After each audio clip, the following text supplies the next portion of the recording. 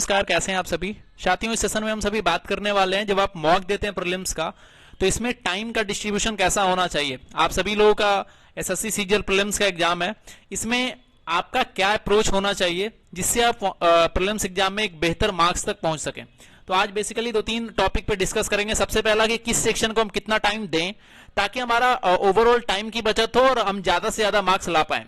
दूसरा बात करने वाला है स्किपिंग मेथड, मतलब एक ऐसा तरीका मैं बताऊंगा जिससे आप कम समय में ज्यादा क्वेश्चन को टैकल कर सकते हैं। तो साथियों चलिए सेशन को शुरू करते हैं। सेशन शुरू करने से पहले मेरा संक्षिप्त परिचय मैं पिछले वीडियो में आपको बता चुका हूं, लेकिन जो लोग नए हैं उनके लिए फिर से बता दूं। मेरा नाम प्रदीप कुमार है, मैं एसएससी सीजीएल सिलेक्टेड हूं और वर्तमान में प्रिवेंटिव ऑफिसर के पोस्ट पे कार्यरत हूं। तो इस सेशन में मैं जो भी आपको बताऊंगा ये हमारा अनुभव होगा। जब मैंने प्रीलिम्स का एग्जाम दिया था तो मैंने जिस तरीके से मॉक को अटेम्प्ट किया था या फिर जब मैं एग्जाम देने गया था तो वहां पे जिस तरीके से जो माइंडसेट लेकर गया था वो सारी चीजें बस अपना एक्सपीरियंस यहां पे शेयर करूंगा। और डेफिनेटली जब आप कंप्लीट वीडियो को देखेंगे तो इससे बहुत ज्यादा फायदा आपको होने वाला है। साथियों सबसे पहला सबसे इंपॉर्टेंट पॉइंट और सबसे ज्यादा परेशान करने वाला पॉइंट कि किस सेक्शन को कितना टाइम दें। ठीक है, सबसे पहले तो मैं आपको यह बताऊंगा कि आप कैसे अटेम्प्ट करें मॉक को। जब आप मॉक देने जाते हैं, जब आप मॉक को अटेम्प्ट करते हैं तो आपका क्या उसका सीक्वेंस होना चाहिए, यानी सबसे पहले मैथ्स को अटेम्प्ट करें, इंग्लिश को अटेम्प्ट करें, मतलब किस सेक्शन को पहले अटेम्प्ट करें और किस सेक्शन को बाद में अटेम्प्ट करें। तो सबसे पहला तो ये चीज आपका क्लियर होना चाहिए। तो देखिए मेरा सजेशन आपके लिए ये होगा कि आप जब भी मॉक शुरू करते हैं, और देखिए ये जो चीज मैं बता रहा हूं एकदम प्रैक्टिकल है, और जब इस वीडियो को जब आप देखेंगे तो इसके बाद जो भी अगला मॉक आप देने वाले हैं उन सारे मॉक में ये सारा प्रैक्टिकल तरीका बिल्कुल अप्लाई करिएगा और डेफिनेटली आपको फायदा मिलने वाला है। और अगर आपको फायदा दिखे तो वापस इस वीडियो के कमेंट बॉक्स में आइए और बताइए आपको फायदा हुआ या नहीं हुआ। साथियों सबसे पहला जब आप मॉक शुरू करेंगे तो मेरा सजेशन होगा कि या तो आप जीएस से शुरू करें या तो आप इंग्लिश से शुरू करें। तो जैसे मैं तो जीएस से शुरू करता था, आप इंग्लिश से भी शुरू कर सकते हैं। मैं क्या करता था, एक्सपेरिमेंट करता था, कभी इंग्लिश से कभी जीएस से। अब देखिए अगर मान के चल रहे हैं कि आपने जीएस से शुरू किया, यानी फर्स्ट नंबर पे जीएस आ गया, सेकंड नंबर पे हम इंग्लिश को रखते हैं, क्लियर है। थर्ड नंबर पे हम इसके बाद कहां पे जाएंगे, रीजनिंग, और फोर्थ नंबर पे मैथ्स को जाएंगे। तो सबसे पहले तो ये हमारा सीक्वेंस हो गया, यानी किस तरीके से किस सीरीज में हम मॉक को अटेम्प्ट करेंगे। इसके बाद अब आता है कि चलिए हमने पहले जीएस अटेम्प्ट लिया, इसके बाद इंग्लिश अटेम्प्ट लिया, इसके बाद रीजनिंग अटेम्प्ट लिया और लास्ट में मैथ्स अटेम्प्ट लिया। लेकिन समस्या ये आती है साथियों, कई बार मैथ्स तक पहुंचते पहुंचते हमारा टाइम खत्म हो जाता है। तो यहां पे सबसे जरूरी बात यह है कि हम किस सेक्शन को कितना टाइम दें। तो इस पे आते हैं। तो देखिए जो आइडियल टाइम होना चाहिए, यानी आप जितना टाइम आपको कंप्लीट करना है, ठीक है, अगर आपने अच्छा खासा मॉक दे दिया है तो जो जीएस के लिए टाइम है वो आपका 5 से 6 मिनट होना चाहिए। 5 से 6 मिनट। अगर आप इससे कम समय में कर रहे हैं तो बहुत अच्छा, और अगर आप इससे ज्यादा समय लगा रहे हैं तो थोड़ा सा आप टाइम को कम करें, फास्ट बनाएं। क्योंकि देखिए जीएस में आपको दिमाग ज्यादा नहीं लगाना है, या तो बनेगा या तो नहीं बनेगा, क्लियर है। वो मैथ्स नहीं है जिसमें आप कैलकुलेशन करेंगे। तो जीएस में 5 से 6 मिनट आपको जीएस को देना है।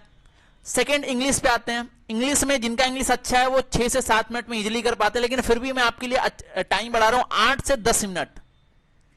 8 से 10 मिनट में इंग्लिश का सारा क्वेश्चन आपसे होना चाहिए, क्लियर है। इसके बाद मूव करेंगे हम रीजनिंग की, और रीजनिंग का जो आइडियल टाइम होना चाहिए 12 से 14 मिनट। 12 से 14 मिनट में आप रीजनिंग के क्वेश्चन को सॉल्व करना ही करना है आपको। अब आते हैं लास्ट में मैथ्स पे। अब देखिए ये जो इधर मैंने लिखा है ये मिनिमम है और ये जो लिखा है मैक्सिमम है। अगर अब मैं मैक्सिमम लेके चल रहा हूं कि अगर कोई बंदा जीएस में 6 मिनट ले रहा है, इंग्लिश में 10 मिनट ले रहा है और रीजनिंग में 14 मिनट ले रहा है, तो टोटल कितने हो गए, टोटल हो गए आपके 30 मिनट। यानी वो बंदा आधा घंटा ये 3 सेक्शन में खत्म कर रहा है। तो मैथ्स के लिए आपके पास कितने बच रहे हैं, मैथ्स के पास आपके लिए आधा घंटा बच रहा है, कंप्लीट 30 मिनट बच रहा है। लेकिन फिर भी मेरा सजेशन ये रहेगा कि आप मैथ्स के लिए 20 से 22 या 23 मिनट में आप मैथ्स के पेपर को अटेम्प्ट करने का ट्राई करें। अब यहां पे आपके मन में सवाल आएगा, चलिए 20 से 25 भी ले लिए, तो लास्ट का जो आखिरी 5 मिनट बचेगा हमारा, इसमें क्या करेंगे। देखिए जिन्होंने भी अगर इससे पहले सीजीएल का एग्जाम दिया या कोई भी प्रीलिम्स का पेपर दिया है, आपको पता है ये बताने की जरूरत नहीं है कि लास्ट का जो 5 मिनट होता है ना, इसमें आपके ऊपर इतना प्रेशर होता है कि आप उसको उस टाइम में बहुत कम सवाल को सॉल्व कर पाते हैं। कई बार होता है कि उसमें कोई सवाल ही सॉल्व नहीं होता, हमारा माइंड काम करना बंद कर देता है। तो आपको लास्ट के 5 मिनट को इग्नोर करके चलना है, यानी आपका पूरा जो मॉक टाइमिंग है वो 55 मिनट के इर्द गिर्द घूमना चाहिए। और दूसरी बात देखिए, जब भी आप ये सारे क्वेश्चन को बनाएंगे तो हो सकता है, जैसे मैंने अभी बताया कि आप जीएस को 5 से 6 मिनट में करेंगे, हो सकता है इसमें से 1-2 क्वेश्चन आपका डाउट हो, ठीक है, 1 से 2 क्वेश्चन आपका डाउट आ जाए, आप उसको क्या करेंगे, मार्क फॉर रिव्यू में डालेंगे। इंग्लिश में हो सकता है 1-2 वोकैब का क्वेश्चन या 1-2 एरर का क्वेश्चन डाउट में आ गया, आपको लग रहा है आइदर ये या वो, ऐसा वाला आता है कभी कभी क्वेश्चन। रीजनिंग में हो सकता है एक आध सीरीज का क्वेश्चन ना बने, और मैथ्स तो है ही लास्ट में, मैथ्स में भी हो सकता है एक आध क्वेश्चन के लैंग्वेज में आप फंस गए। तो ये सारे क्वेश्चन कब बनाने, जब लास्ट में आप 5 से 7 मिनट, मैंने क्या कहा 20 से 23 मिनट में जब आप मैथ्स को टारगेट करेंगे, तो जो लास्ट का 5 से 7 मिनट बचेगा ना, इसमें वापस आकर इन सारे क्वेश्चन को, जो जीएस में क्वेश्चन आपने छोड़ा है, जो रीजनिंग में आपने जो क्वेश्चन को छोड़ा है, जो इंग्लिश में आपने जो क्वेश्चन को छोड़ा है, जब लास्ट में रिव्यू करेंगे। और दूसरी बात, जब आप ये सारे क्वेश्चन को कर चुके होंगे, जीएस का सारा क्वेश्चन कंप्लीट है, मैथ्स कंप्लीट है, इंग्लिश कंप्लीट है, रीजनिंग कंप्लीट है, और एक आध क्वेश्चन बच रहे, तो तब का जो कॉन्फिडेंस होता है ना एग्जाम में, एग्जाम हॉल में, वो अलग लेवल का होता है। आपके माइंड में प्रेशर नहीं होता, आपको पता होता है कि अगर ये एक आध क्वेश्चन छूट भी गए तो हमें ज्यादा दिक्कत नहीं होने वाली है। तो वो जो कॉन्फिडेंस होता है, तो लास्ट का जो 5 से 7 मिनट में बोल रहा बर्बाद जाता है, वो 5 से 7 मिनट में भी कई सारे लोग, खासकर मैं वैसे लोगों की बात कर रहा हूं जो अपने एग्जाम, मतलब एग्जाम को निकालते हैं, रैंकर्स बनते हैं, वो ये लास्ट के 5-7 मिनट का भी अच्छे से इस्तेमाल करते हैं। और ये अच्छे से इस्तेमाल कब होगा साथियों, जब बाकी के 53 से 55 मिनट में आप अपना बेस्ट देंगे। जब स्टार्टिंग के 50 से 53 मिनट, 55 मिनट में आपका लगभग सवाल बन चुका होगा, तो अंतिम का 5 मिनट में भी आपको लगेगा नहीं कुछ और हम ट्राई करें और जो क्वेश्चन बचा हुआ है उसको भी हम सॉल्व करें। तो ये बात आपको ध्यान रखनी है, जो मैंने टाइम का बताया, जीएस 5 से 6 मिनट, मैथ्स 20 से 23 मिनट, इंग्लिश 8 से 10 मिनट, रीजनिंग 12 से 14 मिनट, इसके टाइम के नीचे हो जाए चलेगा, इसको क्रॉस नहीं करना है। अगर आपको एक अच्छा मार्क्स 175 प्लस मार्क्स आप सोच रहे हैं प्रीलिम्स में लाने के लिए, तब। इसके बाद आगे बढ़ते हैं, एक मेथड जिससे, जो मैं अभी टाइम बताया ना, अभी जो टाइम मैंने बताया, बहुत लोगों को लग रहा होगा अच्छा इतना टाइम, मैथ्स का पेपर 20 मिनट में कौन बनाता है, ठीक है, तो चौंकिए मत, ठीक है, जो भी रैंकर्स होते हैं ना, 20 तो मैं ज्यादा बोल रहा हूं, 18-17 मिनट में भी मैथ्स का पेपर बनाते हैं। तो आपको उनके जैसा सोचना पड़ेगा, ठीक है। अगर आप सीजीएल में बढ़िया पोस्ट चाहते हैं, सीजीएल में बढ़िया रिजल्ट चाहते हैं, तो आपको रैंकर्स के, be like rankers, think like rankers, आपको रैंकर्स के जैसा सोचना होगा। अभी सीजीएल 24 का एग्जाम होने वाला है, कोई आपके बीच का एक बंदा रैंक 1 भी लाने वाला है, तो आपको उनके जैसा सोचना पड़ेगा। क्लियर है? तो उसके लिए कुछ मेथड्स होते हैं, जो मेथड मैं अप्लाई करता था, उससे क्या होता था, हमारा मॉक का, जब मैं मॉक या एग्जाम लास्ट का 10-12 मिनट इजीली में बचाता था। तो वो तरीका कौन सा है? वो तरीका स्किपिंग मेथड।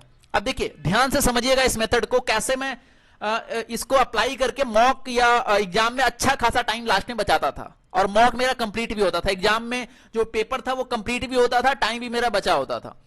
अब देखिए समझिएगा, जैसे ये 25 क्वेश्चन, कोई भी एक सेक्शन उठा लिया, हर सेक्शन में 25 क्वेश्चन होते हैं। अब माना कि ये क्वेश्चन आपने उठाया, ये मैथ्स का पेपर चल रहा है अभी, क्लियर है, और क्वेश्चन नंबर 1 आपने जैसे ही मैथ्स का निकाला, तो क्वेश्चन नंबर 1 में ही आपको मिल गया हार्ड क्वेश्चन, है ना, क्वेश्चन नंबर 1 ही मिल गया हार्ड क्वेश्चन। अब आपको उस वक्त ये सोचना है, देखिए स्किपिंग मेथड में अलग अलग हो सकता है, मैथ्स में आपको ये सोचना है वैसा क्वेश्चन जो 30 सेकंड में, 30 सेकंड या इससे कम में बन जाए, इसको फर्स्ट गो में हमें बनाना है। वैसा क्वेश्चन जो 30 सेकंड या उससे कम देर में बन जाए। आपको पता है, आपको अपना क्षमता पता है, आपको अपना प्लस पॉइंट पता है, आपको लग रहा है नहीं ये सामने वाला क्वेश्चन हम 25 से 30 सेकंड में बना देंगे, तो वैसा ही क्वेश्चन को आपको अटेम्प्ट करना है, ठीक है। अब देखिए मैं बता रहा था, अगर माना कि पहला क्वेश्चन आपका हार्ड हो गया, तो आपको इसको स्किप करना है। माना कि दूसरा क्वेश्चन भी हार्ड निकल गया, माना कि तीसरा क्वेश्चन भी हार्ड निकल गया, आपको कुछ नहीं, ये वहां पे ईगो पे नहीं लेना बात कि भाई पहला क्वेश्चन भी स्किप हो गया, दूसरा क्वेश्चन भी स्किप हो गया, तीसरा क्वेश्चन भी स्किप हो गया, नहीं। कभी भी एग्जाम में, मैं अपने अनुभव से बता रहा हूं, कभी भी एग्जाम वाला 25 का 25 क्वेश्चन हार्ड नहीं दे सकता या कैलकुलेटिव नहीं दे सकता। हां, यह हो सकता है कि जो 3-4 क्वेश्चन, 5 क्वेश्चन कैलकुलेटिव है, वो स्टार्टिंग में ही आ जाए, ठीक है, और स्टार्टिंग में देख के जो बंदा नर्वस हो गया, जो प्रेशर में आ गया, वो बाकी सारे इजी क्वेश्चन में भी या तो माइनर मिस्टेक करेगा या तो उसमें भी दिक्कत आएगी उसको। तो जो मैं बातें बोल रहा हूं ध्यान से सुनिए, ध्यान से समझिए। अगर स्टार्टिंग के 2-3 क्वेश्चन भी हार्ड मिले, स्किप करिए। अब माना कि चौथा क्वेश्चन आपके सामने इजी आया, इसको सॉल्व करिए, 5वां क्वेश्चन इजी आया सॉल्व करिए, इजी आया सॉल्व करिए। माना 7वां क्वेश्चन फिर से हार्ड आ गया, कोई बात नहीं, ईगो पे नहीं लेना है, फिर से इसको स्किप करिए, फिर लगातार अटेम्प्ट करते जाइए। अब माना कि 11वां क्वेश्चन हमारा क्या था, इजी था, माना कि 11वां क्वेश्चन इजी था, लेकिन फिर भी 30 सेकंड प्लस लग गए, ठीक है, एकदम इजी सवाल, आपको लग रहा है ये तो अरे ये कैसे नहीं हो रहा है, हम तो ईगो पे मतलब कई बार ईगो पे ले लेते हैं। ये 30 सेकंड से मामला बढ़ के ये 40 सेकंड पे चला गया। तो मेरा सजेशन ये होगा, ध्यान से सुनिएगा, यहीं पे गलतियां बहुत सारे लोग करते हैं, चुपचाप उस क्वेश्चन को छोड़िए और आगे बढ़िए, इस क्वेश्चन को भी आप स्किप करिए, ठीक है, ऐसे क्वेश्चन को भी स्किप करना है। कई बार एग्जाम में होगा साथियों कि मतलब बहुत इजी सर, जैसे मतलब 2 + 2 = क्या, तो एग्जाम का प्रेशर पता है, कई बार 2 + 2 = 3 लिखते हैं आप, होता है कई बार, ठीक है, प्रेशर में, और वहां पे क्लिक ही नहीं करता मामला। तो ये तो मैं एग्जांपल दे रहा हूं, मतलब मैं बता रहा हूं, कई बार इजी क्वेश्चन में भी आप नॉर्मल से स्टेप पे जाके आप गलतियां करते रहते हैं बार बार, और वो टाइम वेस्ट आपका कराता है। तो कभी इजी क्वेश्चन भी मिले 30 सेकंड, ये जो मार्क मैंने दिया 30 सेकंड से ज्यादा टाइम लग रहा है, स्किप करिए, इसके बाद नेक्स्ट क्वेश्चन को बनाइए। अब ऑब्वियस ही बात है, अगर इतने हार्ड क्वेश्चन या कैलकुलेटिव क्वेश्चन आ गए तो आगे इजी मिलेंगे, ठीक है, तो आगे बनाते जाए, मे भी आगे फिर मिल गया कोई हार्ड क्वेश्चन, फिर से स्किप करिए, फिर आगे सारा क्वेश्चन बनाइए। अब माना कि मतलब ओवरऑल फिर से माना 22वां नंबर क्वेश्चन कठिन है, स्किप करिए। कठिन कहने का मतलब जो आपसे नहीं बन पा रहा है, ठीक है, या फिर कठिन का यह भी मतलब है कि इजी तो है लेकिन आपको पता है कि ये टाइम क्या लेगा, ये हमें हमारा 1.5 मिनट ले लेगा। माना कि 24वां नंबर क्वेश्चन आ गया जो सिंप्लीफिकेशन का क्वेश्चन, और आपको पता है कि अगर ये 24वां नंबर क्वेश्चन को हमने सॉल्व करना शुरू किया तो ये कितना टाइम लगाएगा, ये 2 से 2.5 मिनट लगाएगा, ठीक है, तो इसको स्किप करिए पहला गो में। तो देखिए जब आप इस तरीके से सॉल्व करेंगे तो माना अब अगर आपने ऐसा सॉल्व किया तो आपका क्या होगा, कितना क्वेश्चन आपने स्किप किया, तो 1 2 3 4 5 6 7 8 क्वेश्चन आपने स्किप कर दिया, क्लियर है। लेकिन बाकी के जो क्वेश्चन थे 17 क्वेश्चन आपने कितना टाइम में किया, 17 क्वेश्चन आपने 8 से 8.5 मिनट में कर दिया, क्लियर है। अब अगर मैं मान लेता हूं कि बाकी का जो 17 क्वेश्चन था उसने आपने 10 मिनट भी लगाया, 30 सेकंड से भी ज्यादा हो सकता है, 30 के बदले 35 लग जाए, तो आप क्या कर रहे हैं, 10 मिनट में 17 क्वेश्चन आपने सॉल्व कर दिया, क्लियर है। अब बाकी के 8 क्वेश्चन को फिर से घूमिए, ठीक है, फिर से घूमिए, और अब अगला टारगेट होना चाहिए 1 मिनट वाला, अगला टारगेट वैसा क्वेश्चन जो 1 मिनट में बन जाए, ठीक है। अब 8 क्वेश्चन ही आपके पास, 8 क्वेश्चन में घूमना है।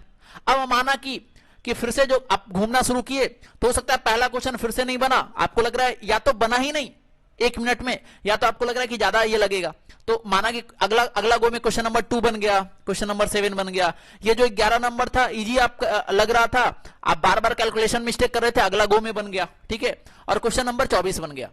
तो फिर से 4 क्वेश्चन और बन गया, मतलब पहले जो 17 क्वेश्चन आपने बनाया था वो उसकी संख्या बढ़कर 21 हो गई, ठीक है। और इसमें फिर से हम +5 मिनट ले लेते हैं, 1 मिनट से ज्यादा, माना कि 1 मिनट से ज्यादा आपने लगाया, तो 15 मिनट में आपने 21 क्वेश्चन बना दिया, क्लियर। अब फिर से घूमेंगे हम, क्लियर है, फिर से घूमेंगे, और जो 4 क्वेश्चन लास्ट का बना है फिर से ट्राई करेंगे। हो सकता है अगला गो में, तीसरा गो में आपसे क्वेश्चन नंबर 1 बन जाए, क्वेश्चन नंबर 17 बन जाए, फिर से 2 क्वेश्चन बच गया।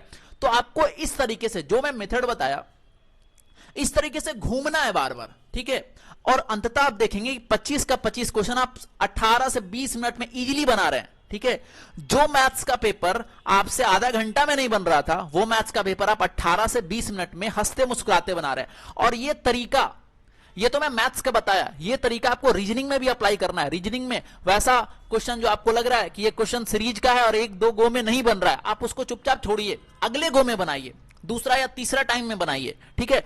तो ये तरीका आप करेंगे ना तो लास्ट में आप देखेंगे कि ओवरऑल मॉक टाइम में आपका बहुत ही ज्यादा सुधार होगा। और ये मैं अपने अनुभव से बता रहा हूं, मैंने बहुत ज्यादा मॉक दिया है, इसके बाद में एग्जाम में अपियर हुआ था, तो ये मैं अपने पर्सनल अनुभव से बता रहा हूं। और अगर आप ये करते हैं तो आपको डेफिनेटली इसमें फायदा होगा। अगर इसके अलावा भी अगर आपका कोई डाउट है तो आप बेझिझक कमेंट में मेंशन कर सकते हैं, या फिर इंस्टाग्राम का लिंक मैं डालूंगा, उस पर आप जाके मैसेज कर सकते हैं, मैं आपके हर एक क्वेरी का जवाब दूंगा। तब तक के लिए अपना ख्याल रखें, थैंक यू, जय हिंद।